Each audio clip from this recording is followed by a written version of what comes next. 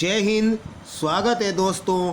आज की ये वीडियो हिंदी वर्णमाला पर आधारित होगी। एग्ज़ाम में, कंपटीशन में हिंदी आपका सब्जेक्ट है तो ये वीडियो आपके लिए बहुत महत्वपूर्ण साबित होगी। आपको ये वीडियो ज़रूर देखनी चाहिए। राष्ट्रभाषा हिंदी को शिखर तक पहुंचाने की कोशिश में ये हमारा एक छोटा सा प्रयास है। उम्मीद है आप सबका प्यार और सहयोग मिलता रहेगा। वीडियो को ज़्यादा से ज़्यादा लाइक करें, शेयर करें अपने दोस्तों के साथ, परिवार वालों के साथ, ताकि हिंदी वर्णमाला की शुरू से अंत तक संपूर्ण जानकारी, स्वर, व्यंजन, स्वरों के प्रकार, व्यंजनों के प्रकार,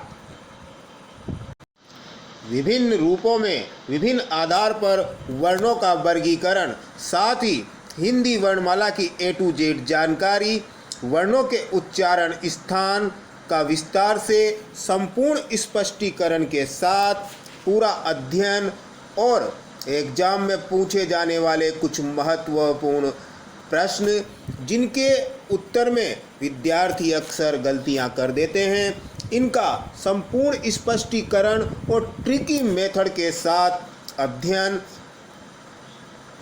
समृद्ध स्वर, अर्ध समृद्ध स्वर, विवृत स्वर, अर्ध विवृत स्वर, इन सब का भी हम संपूर्ण स्पष्टीकरण के साथ अध्ययन करेंगे।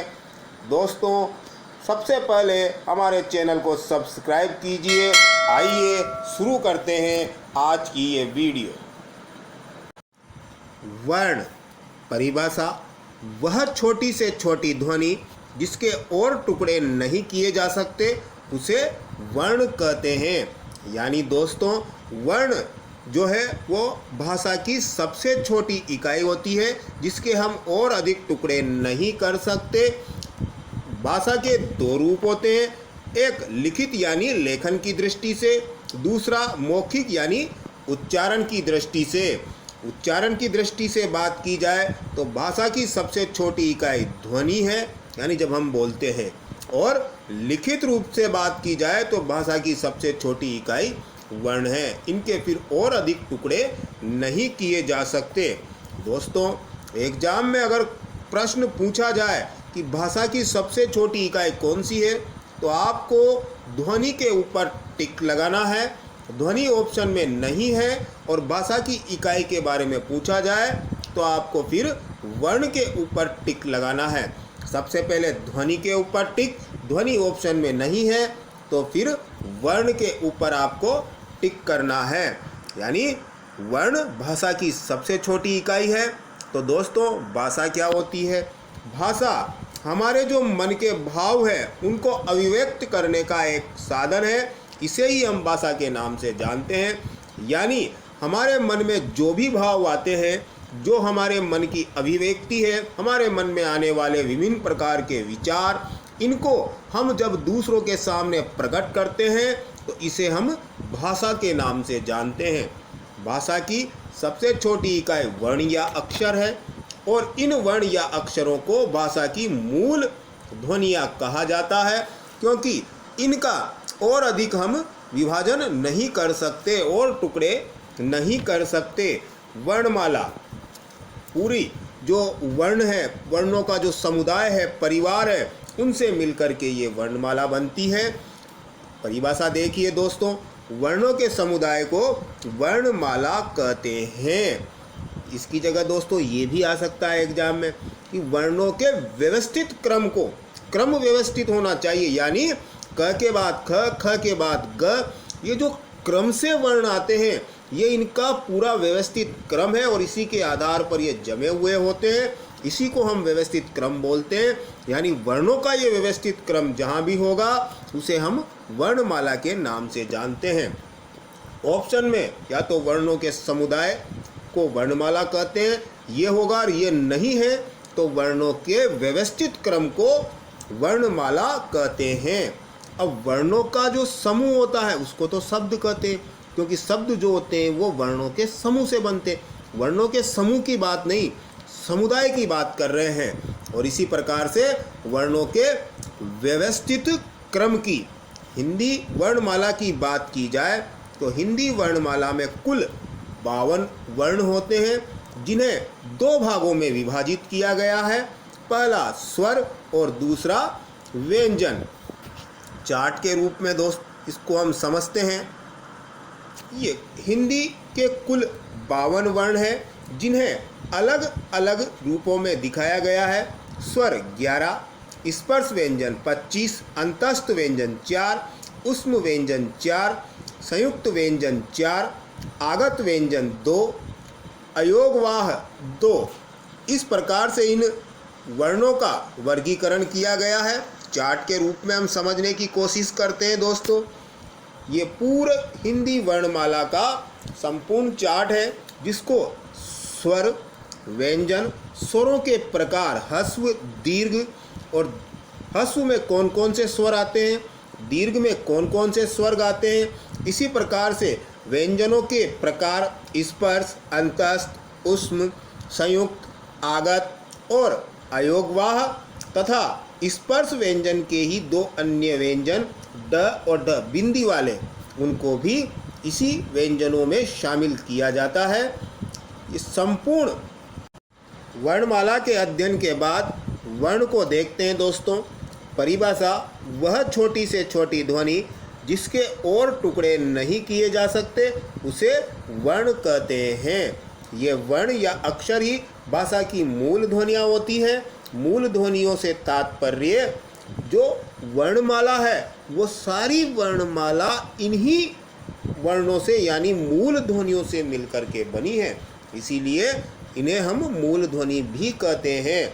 वर्णों के भेद: हिंदी में दो प्रकार के वर्ण होते हैं, एक स्वर और दूसरा व्यंजन। यानी वर्ण के दो भेद होते हैं, पहला स्वर और दूसरा व्यंजन। तो दोस्तों सबसे पहले हम बात करते हैं स्वर की।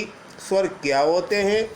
स्वर ऐसे वर्ण जिनका उच्चारण बिना किसी अवरोध यानी बिना किसी बाधा के, बिना किसी दूसरे वर्ण की सहायता के किया जाता है, उन्हें स्वर कहते हैं। स्वर ऐसे वर्ण होते हैं जिनके उच्चारण के लिए हमें किसी दूसरे वर्ण की सहायता की आवश्यकता नहीं होती, यानी स्वर वो कहलाते हैं जिनका उच्चारण बिना किसी दूसरे की सहायता के किया जाता है। स्वर का अर्थ ही यही है दोस्तों, यानी ऐसा वर्ण जो स्वयं उच्चारित होता है। स्वयं उच्चारित होता है यानी जिसको उच्चारण के लिए किसी की सहायता की आवश्यकता नहीं है, जो स्वतंत्र रूप से उच्चारित होता है, उसे स्वर कहते हैं।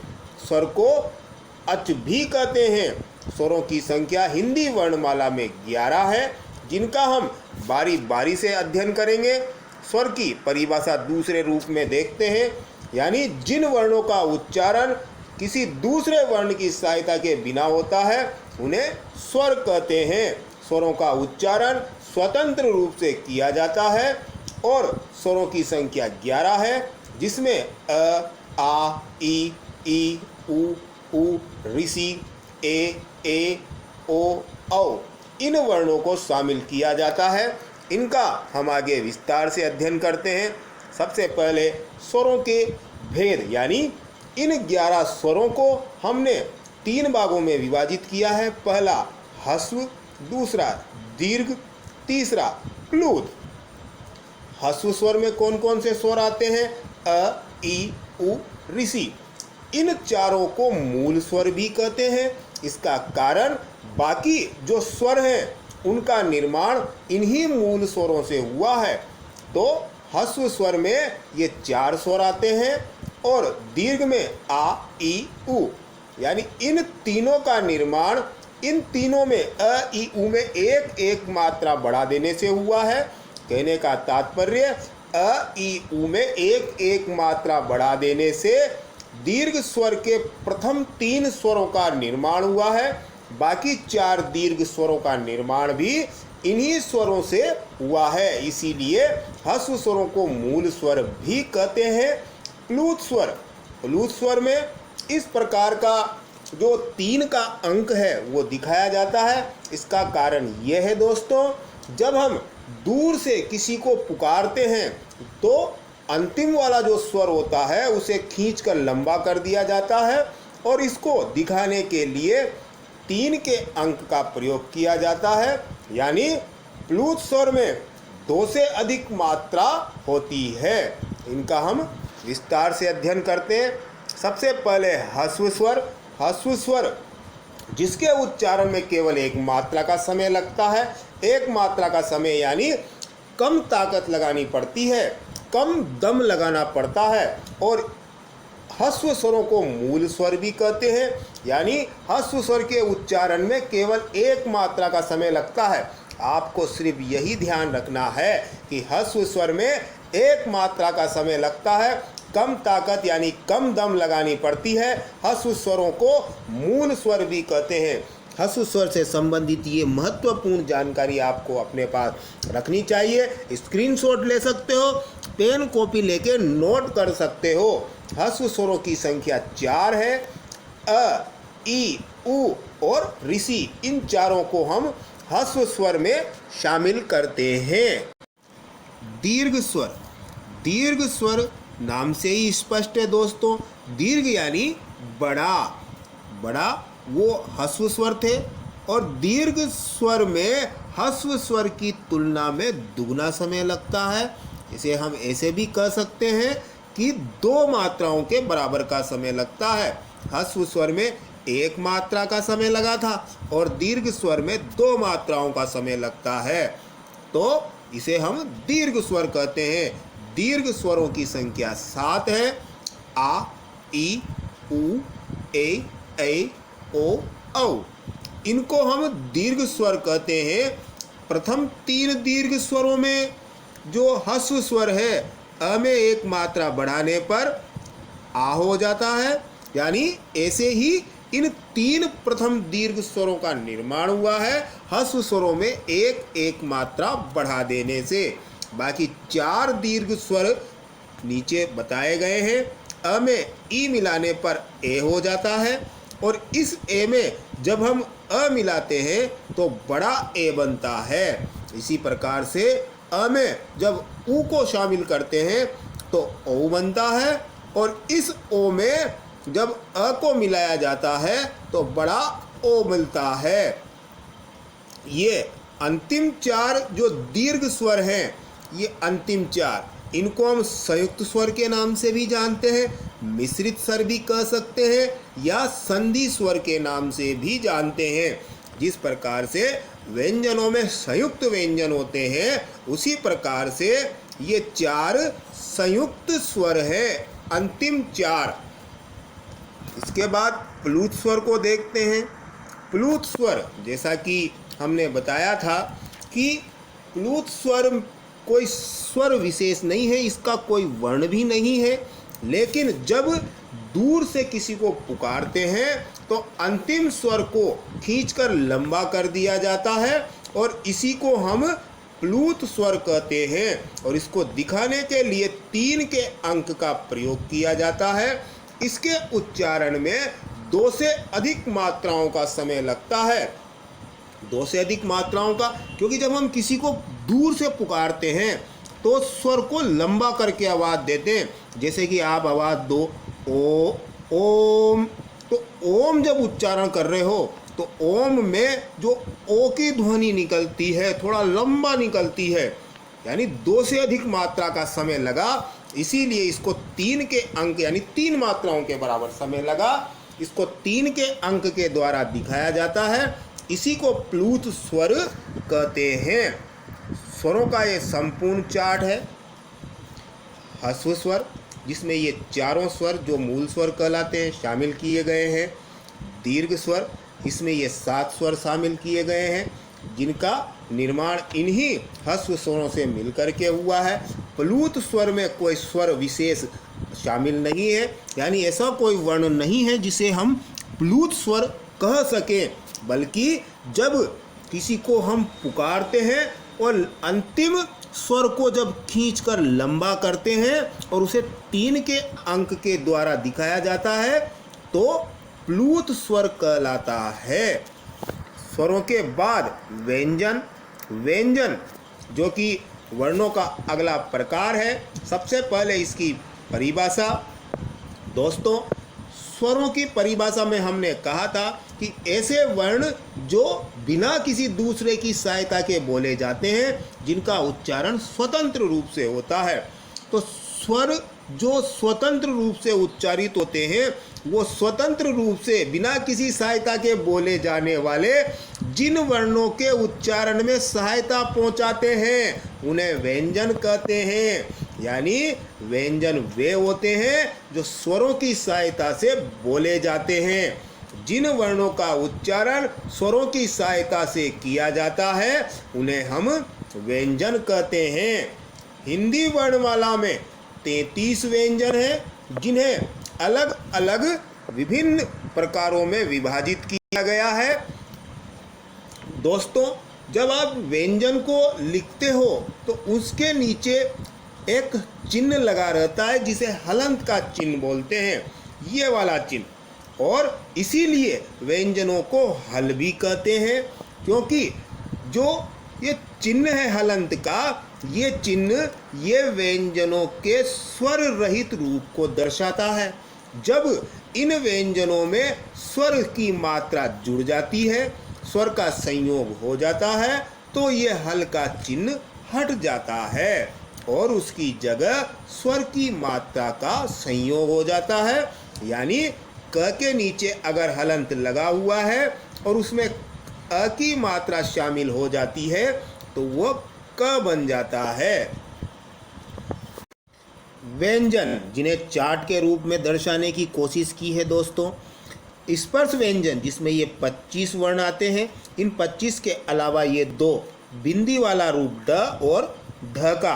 अंतस्थ व्यंजन जिसमें ये 4 वर्ण हैं, ऊष्म जिसमें ये 4 हैं, आगत व्यंजन जिसमें ये 2 है। आगत का मतलब जो विदेशी भाषा से हिंदी में आए हैं, हिंदी की मानता, हिंदी सबको अपने भीतर समाहित कर लेती है, तो ये आगत व्यंजन हिंदी में आगत हुए हैं, विदेशी भाषाओं से आए हैं, इसीलिए ये 2 आगत व्यंजन और ये संयुक्त व्यंजन जिनकी संख्या 4 है, जिनका हम आगे विस्तार से अध्ययन करेंगे। और जो स्वर की संख्या है 11 निर्धारित, यानी बाकी जो वर्ण हैं उनको हम व्यंजन मान के अध्ययन करते हैं। इसी रूप में ये अयोगवाह यानी अनुस्वार और विसर्ग, इनका हम आगे व्यंजनों के विभिन्न वर्गीकरण के रूप में अध्ययन करेंगे। सबसे पहले उच्चारण की आधार पे व्यंजनों को 3 भागों में विभाजित किया गया है। यानी उच्चारण के आधार पर हम व्यंजनों को 3 भागों में बांट सकते हैं, यानी व्यंजनों के 3 भेद हैं। पहला स्पर्श व्यंजन जिसमें क से म तक के कुल 25 वर्ण हैं, यानी 5 वर्गों के 25 व्यंजन। दूसरा अंतस्थ व्यंजन जो य र ल व कुल 4 वर्ण। और तीसरा प्रकार ऊष्म व्यंजन जिसमें श स स ह कुल 4 वर्ण शामिल होते हैं। अब सबसे पहले स्पर्श व्यंजन का अध्ययन करते हैं दोस्तों। जैसा कि नाम से ही स्पष्ट है, स्पर्श यानी जब हम इनका उच्चारण करते हैं तो हमारी जीभ मुख के किसी न किसी भाग को स्पर्श करती है और फिर वायु थोड़े समय के लिए मुख में रुक के झटके से बाहर निकल जाती है। इसलिए इन्हें स्पर्श व्यंजन कहते हैं, क्योंकि इनके उच्चारण में जिह्वा मुख के किसी न किसी भाग को स्पर्श करती है, इसीलिए इन्हें स्पर्श व्यंजन कहते हैं। मुख जैसे कि दंत, कंठ, ओष्ठ, तालु, मूर्धा, ये मुंह के अंदर के जो विभिन्न अवयव यानी भाग है, जिह्वा इनको छू लेती है, स्पर्श करती है, फिर वायु झटके से बाहर निकल जाती है, इसलिए इन्हें स्पर्श व्यंजन कहते हैं। इनकी कुल संख्या 25 है, जिन्हें हम सुविधा के लिए 5 वर्गों में विभाजित कर सकते हैं। वर्ग का जो पहला वर्ण है उसी के आधार पे हमने इन वर्णों का नामकरण किया है, ताकि इनके उच्चारण में याद रखने में आपको सुविधा हो। क वर्ग क से ड तक के, च वर्ग च से अण तक के, ट वर्ग ट से ण तक के, त वर्ग त से न तक के, प वर्ग प से म तक, यानी कुल 25 वर्ण, जिन्हें हम स्पर्श व्यंजन के नाम से जानते हैं। स्पर्श के बाद अंतस्थ व्यंजन। अंतस्थ व्यंजन जिनका उच्चारण करते समय वायु को थोड़ी देर के लिए अंदर रोकते हैं, अंदर यानी अंतः अंदर रोका जाता है, फिर कम शक्ति के साथ छोड़ दिया जाता है, इन्हें अंतस्थ व्यंजन कहते हैं। अंतस्थ यानी वायु को अंदर रोका जाता है थोड़ी समय के लिए, अंतः, और जब ये बाहर निकलते हैं य र ल व, इनका उच्चारण करके देखिए, ऐसा लगता है जैसे वायु थोड़ा रुक करके बाहर निकलती है, और इनको बोलने में हमें ज़्यादा शक्ति लगाने की, ज़्यादा दम ताकत लगाने की आवश्यकता नहीं होती। इनको हम यण भी कहते हैं। और ये अंतस्थ व्यंजन स्वर और व्यंजन के मध्य में स्थित होते हैं। इनकी संख्या 4 है। य र ल और व को हम हिंदी के अंतस्थ व्यंजन कहते हैं। अब ऊष्म व्यंजन, ऊष्म नाम से ही स्पष्ट है, ये भी ऊष्म यानी सूखा सा, घर्षण करते हुए। तो जिन व्यंजनों के उच्चारण में वायु धीरे धीरे रगड़ खाते हुए बाहर निकलती है उन्हें हम ऊष्म या घर्षक व्यंजन कहते हैं। घर्षक यानी वायु धीरे धीरे रगड़ के साथ घर्षण करते हुए बाहर निकलती है, इन्हें हम घर्षक व्यंजन कहते हैं। इनकी संख्या भी 4 है। श, स, स और ह, ये 4 ऊष्म व्यंजन हैं। जिस प्रकार से स्वरों का अध्ययन करते समय हमने देखा था संयुक्त स्वर जो 2 अलग अलग स्वरों से मिलकर के बने थे, उसी प्रकार से संयुक्त व्यंजन भी होते हैं। संयुक्त व्यंजन 2 अलग अलग व्यंजनों के योग से मिलकर के बने होते हैं। जो व्यंजन 2 अलग अलग व्यंजनों से मिलकर बने उन्हें हम संयुक्त व्यंजन कहते हैं। हिंदी भाषा में संयुक्त व्यंजनों की संख्या 4 है, जो ये है श, त्र, ज्ञ और श्र। इनको हम संयुक्त व्यंजन कहते हैं। इनका निर्माण कैसे हुआ है दोस्तों? श में क में जब स मिलाया जाता है तो श्र बन जाता है, यानी क्षत्रिय वाला। त्र में जब त और र मिलाया जाता है तो त्र बन जाता है। इसी प्रकार से ज्ञ का निर्माण ज में अण मिलाने पर ज्ञ का निर्माण हुआ है। स्र का निर्माण स्र बनाने के लिए स और र को मिलाया जाता है तो स्र का निर्माण हो जाता है। यानी प्रथम वर्ण पे आप ध्यान दोगे तो ये हलंत वाला है, स्वर रहित रूप को दिखाता है। बाद वाले में स्वर जुड़ा हुआ है, यानी 2 जो भिन्न भिन्न अलग अलग व्यंजन मिलेंगे, इसमें एक स्वर रहित होगा और एक स्वर सहित होगा। इन दोनों के योग से नया वर्ण बनेगा जिसे हम संयुक्त व्यंजन कहेंगे, और हिंदी में ये 4 संयुक्त व्यंजन कहलाते हैं। इसके बाद अयोगवाह देखते हैं। अयोगवाह, जैसा कि स्वरों की संख्या निर्धारित है 11, बाकी व्यंजनों का अध्ययन हम व्यंजन के रूप में करते हैं, बाकी वर्णों का अध्ययन व्यंजन के रूप में करते हैं। तो अयोगवाह सबसे पहले अनुस्वार। अनुस्वार क्या होता है दोस्तों? अन, आपने देखा होगा अंगूर, अ से अंगूर, तो वो जो अनुस्वार कहलाता है इसका ये प्रतीक है और इसको हम अनुस्वार बोलते हैं। ये स्वर के बाद में बोला जाता है। इन शब्दों को देखिए, चंचल, इसके ऊपर ये जो बिंदी लगी हुई है, दंत, ये बिंदी लगी हुई है, कंठ, ये बिंदी है, छंद में ये बिंदी है, ऐसे और भी अनेक शब्द हैं, इसे हम अनुस्वार कहते हैं। इसके बाद विसर्ग, जो 2 बिंदी का अह आपने पढ़ा होगा, विसर्ग का प्रयोग पृथक रूप से किया जाता है, यानी वर्ण में शामिल होकर इसका उपयोग नहीं होता, इसका अलग से उपयोग किया जाता है, पृथक रूप से उच्चारण होता है। जैसे हरि, विसर्ग लग जाने पर हरिः, प्रात में विसर्ग लग जाने पर प्रातः। अब विसर्ग सहित रूप को आप प्रात नहीं बोलोगे, प्रातः, यानी विसर्ग का उच्चारण पृथक रूप से होता है। ये हिंदी में आने वाले कुछ महत्वपूर्ण प्रश्न है, जो एग्ज़ाम में अक्सर पूछे जाते हैं, जिनके जब विद्यार्थी इनका आंसर देता है तो उत्तर लिखते समय जानकारी के अभाव में या हड़बड़ी में वो गलत आंसर दे देता है। अर्धस्वर य और व को अर्धस्वर कहते हैं, ये आपको नोट करके रखना है। य और व अर्धस्वर कहलाते हैं। अर्धस्वर यानी आधे स्वर के रूप में इनकी पहचान है। पार्श्विक व्यंजन ल पार्श्विक व्यंजन है, यानी ल को आप पार्श्विक व्यंजन के रूप में ही लिख कर आओगे। लुंठित या प्रकंपित व्यंजन र लुंठित व्यंजन है, मतलब है उच्चित व्यंजन ड और ढ उच्चित है, मतलब है नासिक के जो नाक से बोले जाते हैं ड अण न न और म, इनको नासिक के यानी नासिका से उच्चारित होने वाले व्यंजन बोलते हैं।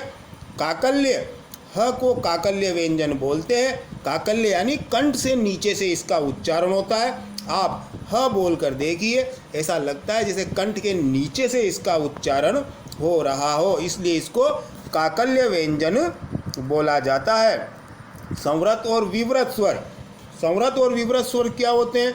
जब हम स्वरों का उच्चारण करते हैं तो हमारे मुंह की जो आकृति बनती है उसके आधार पर इन्हें हम संवृत और विवृत के रूप में विभाजित करते हैं। संवृत को भी दो भागों में संवृत और अर्ध संवृत, इसी प्रकार से विवृत को भी दो भागों में विवृत और अर्ध विवृत।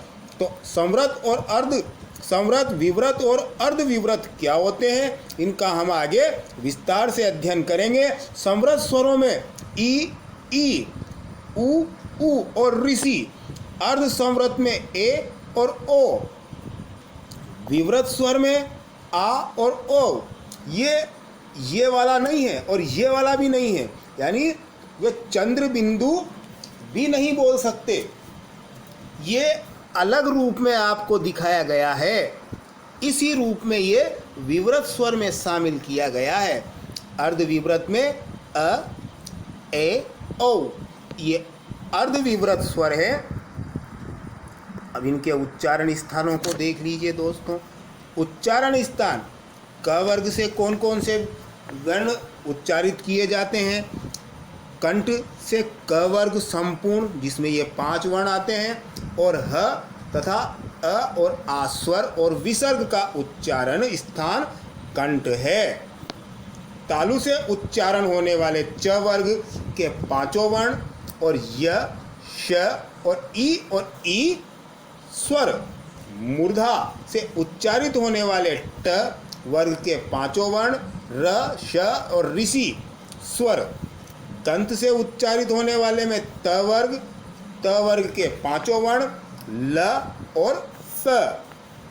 ओष्ठ से उच्चारित होने में प वर्ग के 5 वर्ण उ स्वर, दोनों उ वाले स्वर। नासिका से उच्चारित होने वाले ये पंचम वर्ण, जो 5 हैं, प्रत्येक वर्ग के अंतिम वर्ण, इनको हम नासिक्य वर्ण भी बोलते हैं।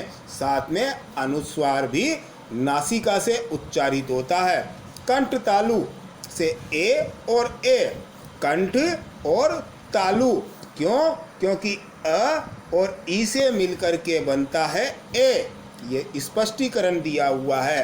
तो कंठ और तालु से उच्चारित होने वाला ए और ए अ और ई से मिलकर बना, इसलिए इन्हें कंठ तालु कहते हैं। कंठोष्ठ ओ और ओ, जो कि कंठ और ओष्ठ से मिलकर बना, अ और उ से मिलकर के ओ बनता है, इसलिए इनका उच्चारण स्थान कंठोष्ठ है। और दंतोष्ठ से बोले जाने वाला व वर्ण, ये इनके उच्चारण स्थान है। वर्णों के उच्चारण स्थान को चार्ट के रूप में दिखाने की कोशिश की है दोस्तों। ये विभिन्न उच्चारण स्थान हैं जो मुख के विभिन्न भागों से उच्चारित किए जाते हैं। दंत, ये नासिका से उच्चारित, इसी प्रकार से ये ओष्ठ से उच्चारित, ये दंत और ओष्ठ से उच्चारित हुआ, ये दंत से उच्चारित, इसी प्रकार से ये दंत के मूल से वत्स्य वर्ण है, ये तालु से उच्चारित होने वाले, और ये मूर्धा यानी ऊपर वाले जबड़े के शीर्ष भाग से उच्चारित होने वाले, ये कंठ से उच्चारित होने वाले, और ये कंठोष्ठ यानी कंठ और ओष्ठ से उच्चारित होने वाले वर्ण। अब कुछ वर्ण हैं जिनको अलग अलग प्रकारों के आधार पे बांटा गया है। लुंठित या प्रकंपित वर्ण क्या होते हैं दोस्तों? जिन वर्णों का उच्चारण करते समय हमारी जीभ की जो नोक है वो वायु से रगड़ खाते हुए कुछ समय के लिए कांपती सी प्रतीत होती है। कांपती है यानी प्रकंपित होती है, कंपन करती है, इसलिए इसको प्रकंपित व्यंजन कहते हैं। हिंदी में र प्रकंपित व्यंजन है। अब र प्रकंपित व्यंजन है मतलब र को ही आप प्रकंपित या लुंठित व्यंजन में ऐड करके यानी कि टिक करके आओगे, इसके अलावा किसी और को नहीं। र लुंठित व्यंजन है मतलब है। इसी प्रकार से पार्श्विक व्यंजन ल है मतलब है, पार्श्विक व्यंजन ल है तो ल ही है। अब पार्श्विक व्यंजन क्या होता है? जब इस वर्ण का उच्चारण करते हैं ल का तो जीभ के बगल से वायु गुजर जाती है। बगल है, पार्श्विक का मतलब ही यही होता है, पार्श्विक यानी बगल, साइड से, तो पार्श्व से वायु निकल जाती है। ल का उच्चारण करते हैं तब बोल के देखिए, ल ऐसा लगता है जैसे वायु जीभ के साइड से होकर के गुजर गई हो। अब संघर्षी व्यंजन, संघर्षी व्यंजन में ज और फ जो आगत व्यंजन के ही रूप हैं, इनको हम संघर्षी व्यंजन के रूप में व्यक्त करते हैं। इनके उच्चारण में श्वास जो है वो मुख अवयव यानी हमारे मुख के अवयव है, दंत, ओष्ठ, मुर्दा, तालु, इनसे रगड़ खाते हुए बाहर निकलती है। वायु पहले मुख अवयवों से रगड़ खाते हुए बाहर निकलेगी, मुख अवयवों से रगड़ खाएगी और बाहर निकल जाएगी। जबकि स्पर्श संघर्षी व्यंजन में वायु पहले मुख अवयवों को स्पर्श करती है फिर रगड़ खाते हुए बाहर निकलती है। इसमें वायु मुख अवयवों से रगड़ खाते हुए बाहर निकलती यानी रगड़ खाती रहती है, बाहर निकलती रहती है। जबकि स्पर्श संघर्षी व्यंजन में वायु मुख अवयवों को पहले स्पर्श करेगी फिर रगड़ खाएगी और रगड़ खाते हुए वायु मुंह से बाहर निकल जाएगी। स्पर्श संघर्षी व्यंजन में ज और फ वर्ण को शामिल करते हैं और स्पर्श संघर्षी व्यंजन में च, छ, ज, झ ये चार वर्ण, इनको स्पर्श संघर्षी व्यंजन में शामिल किया जाता है। उच्छित व्यंजन, उच्छित नाम से समझ में आ गया होगा, उच्छित उछलते हुए यानी उच्छित व्यंजन पूरा ट, ठ, ड, ढ और बिंदी वाले ड, ढ। इन व्यंजनों के उच्चारण में हमारी जीभ जो ऊपर वाले जबड़े का शीर्ष स्थान है जिसे हम मूर्धा कहते हैं उसे स्पर्श करती है और जीभ वापस झटके से बाहर आती है। इसे उच्छित व्यंजन कहते हैं यानी जीभ झटके से वापस आती है यानी उछलती हुई आती है, उच्छित।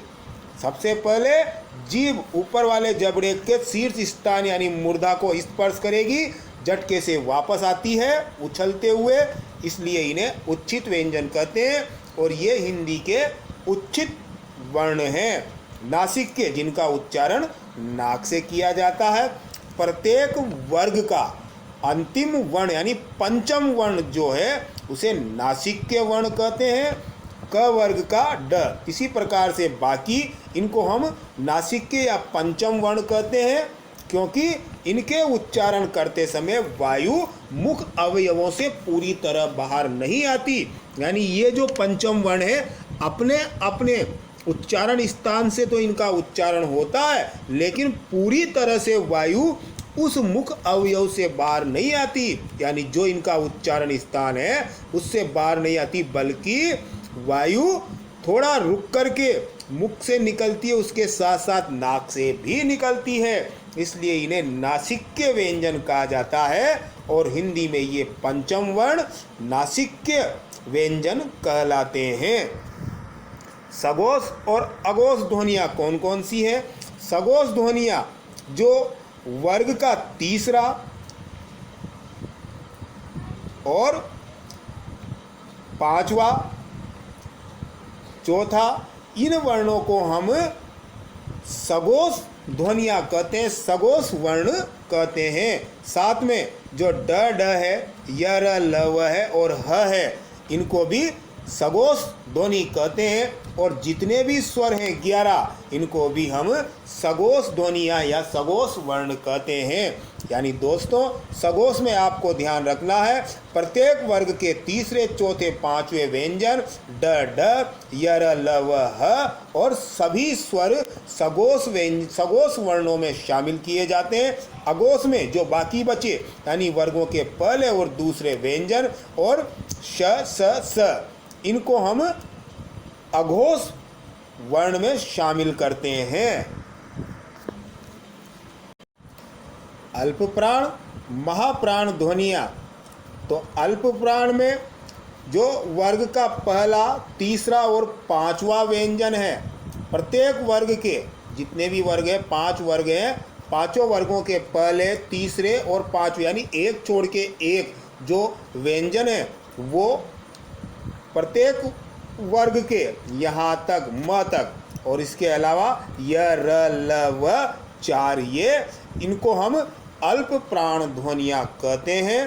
पर इतना ध्यान रखना है, अल्प प्राण में वर्ग के पहले, तीसरे और पांचवा जो व्यंजन है, वर्ण है, वो और य र ल व, इनको हम अल्प प्राण में शामिल करते हैं। महाप्राण में कौन कौन सी ध्वनियाँ आती हैं दोस्तों? वर्गों का दूसरा और चौथा व्यंजन, प्रत्येक वर्ग का दूसरा और चौथा व्यंजन, साथ में ड बिंदी वाला, श स और ह, ये ऊष्म व्यंजन, और इसमें अंतस्थ व्यंजन आए हैं। यानी सीधा सा हिसाब है अल्प प्राण को याद रखने का, वर्गों का पहला, तीसरा और पांचवा और सभी अंतस्थ व्यंजन। और महाप्राण को ध्यान रखने का है, प्रत्येक वर्ग का दूसरा और चौथा व्यंजन, साथ में ऊष्म व्यंजन, ये महाप्राण होंगे। समृत और विवृत स्वर क्या होते हैं दोस्तों? जब हम स्वरों का उच्चारण करते हैं, जिस प्रकार से व्यंजनों का उच्चारण किया, तो वायु मुख के किसी न किसी हिस्से को उच्चारित करते समय कहीं से उछलते हुए, कांपते हुए वायु बाहर निकलती, उसी के आधार पर व्यंजनों का वर्गीकरण किया। इसी प्रकार से जब स्वरों का उच्चारण करते हैं, तो जो हमारा मुख आकार लेता है, उसी के आधार पर स्वरों को भी 2 भागों में बांटा है, समृत और विवृत। समृत के भी 2 रूप हैं, समृत और अर्ध समृत स्वर। तो समृत स्वर क्या होते हैं दोस्तों? इस समृत स्वर वो स्वर होते हैं जिनका उच्चारण करते समय मुख द्वार सकरा हो जाता है, यानी हम बोलते हैं तो बिल्कुल ऐसा लगता है मुंह लगभग बंद हो गया हो। हिंदी में इनकी संख्या 5 है, ई, उ, ऊ और ऋषि, ये पांचों समृत स्वर कहलाते हैं। ई, उ, ऋषि, ये पांचों समृत स्वर है। यानी समृत स्वर वो होंगे जिनका उच्चारण करते समय मुख द्वार, यानी हमारा मुंह जो है ये सकरा हो जाता है, लगभग बंद होने की स्थिति में आ जाता है जब हम इन 5 वर्णों को बोलते हैं। वायु बाहर निकलती है बिल्कुल सक्रिय होकर के।